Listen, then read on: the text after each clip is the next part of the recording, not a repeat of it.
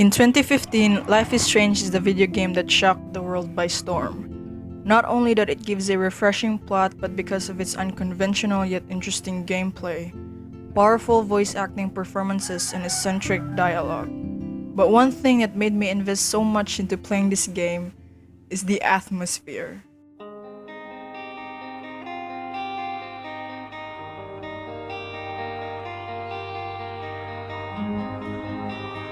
The feeling and vibe that it brought me. To me, playing and finishing the game for the first time feels like coming back home.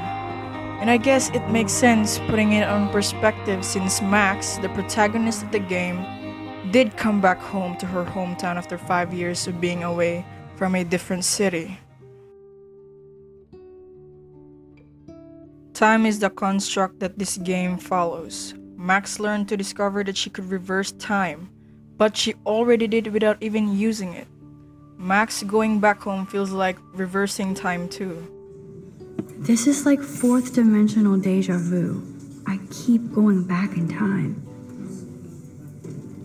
Revisiting old places, remembering the moments of childhood, and finally meeting her best friend back, that is Chloe. Max? Chloe? So in a way, time travel is a literal yet metaphorical part of Max's life.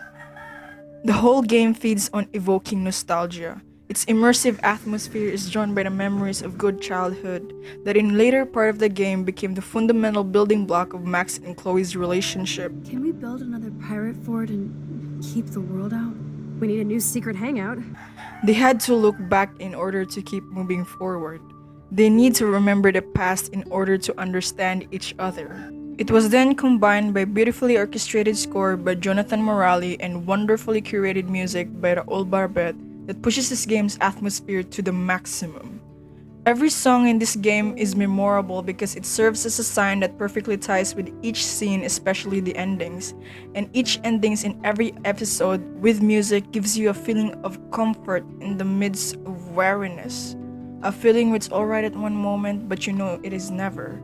It's almost melancholic. The soundtrack makes you remember every key moment that had happened throughout the game. Like, for example, Syd Matters obstacles makes you remember your last choice and outcome, or how local natives Mount Washington makes you think of Kate. The art, filmmaking, and the choice of music blends well together in this game.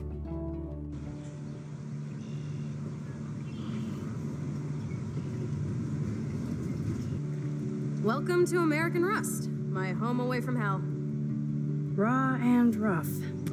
It suits you. Perhaps the most physical symbolism of nostalgia in the game is the Junkyard.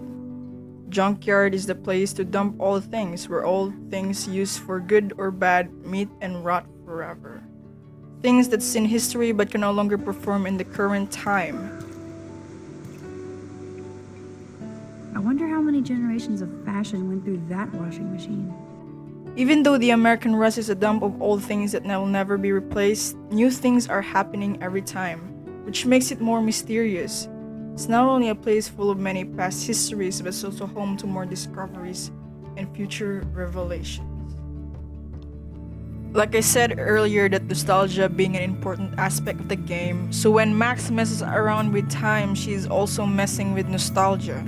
The past memories diminishes and presents us with an unfamiliar and new one. That's why when we see our friend Chloe in a different state, a Chloe that is very different from the one we knew, far away from what we remembered, it becomes overwhelming and unbearable. It seems unbelievable. We turned up back to fix time, but we end up losing someone in the process. That's why it's better to leave the past alone. Nostalgia can only do so much to make us whole and happy. If we keep thinking of the past for too long, we might never get out, can never move forward. We might believe that our childhood happiness can never be replaced because it probably never will. Yet it will be remembered through our memories of our friends who were there for us. Our life might easily shift from being happy and carefree to being cautious and confused. We hope that the choices we made as adults can only have little consequences as the choices we had when we were younger, but that was never the case. As we grow older, we face choices that are neither perfect nor imperfect. They are just choices. And it's up to us to live through it and make the most of it. Because that's life. And life is strange.